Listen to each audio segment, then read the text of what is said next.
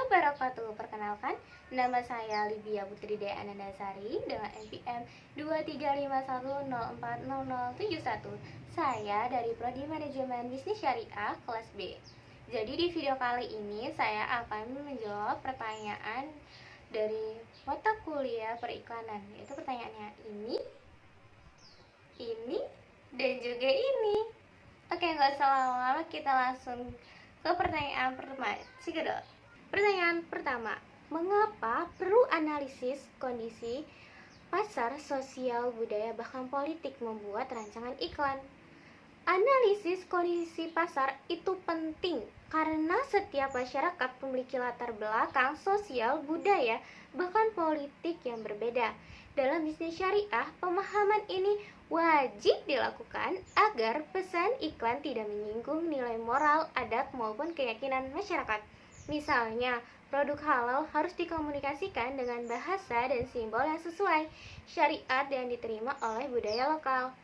Dengan memahami kondisi sosial dan budaya, perusahaan dapat membuat iklan yang lebih relevan, efektif, dan sesuai dengan prinsip maslahah atau kebaikan bersama. Sedangkan politik, analisis dilakukan agar iklan tidak menimbulkan kontroversi atau melanggar regulasi pemerintah.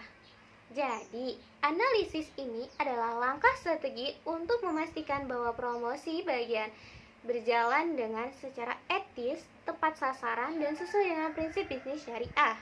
Oke, kita lanjut dengan pertanyaan kedua. Mengapa konsumen di masa kini lebih senang dengan display harga yang pasti dibandingkan mekanisme tawar-menawar? Jadi, konsumen modern lebih menyukai transparansi dan kepastian harga. Mereka ingin proses yang cepat, praktis, dan tanpa tekanan tawar-menawar. Dalam perspektif bisnis syariah, kejelasan harga termasuk dalam prinsip jual beli yang jujur dan terbuka. Selain itu, era digital membuat konsumen bisa membandingkan harga dengan mudah. Maka kejelasan harga membangun kepercayaan dan kredibilitas penjual. Jadi, harga yang pasti bukan hanya strategi modern, tetapi juga selaras dengan nilai keadilan dan kejujuran dalam Islam.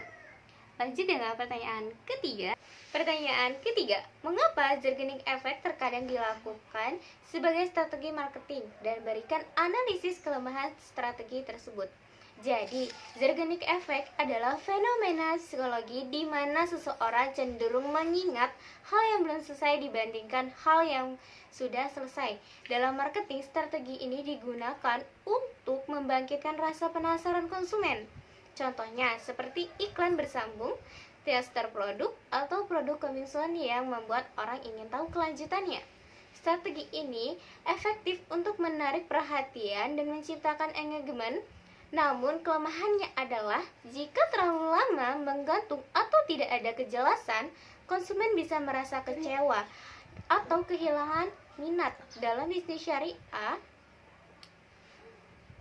hal ini juga bisa dianggap tidak etis bila menimbulkan gharar atau ketidakpastian atau juga manipulasi emosi secara berlebihan.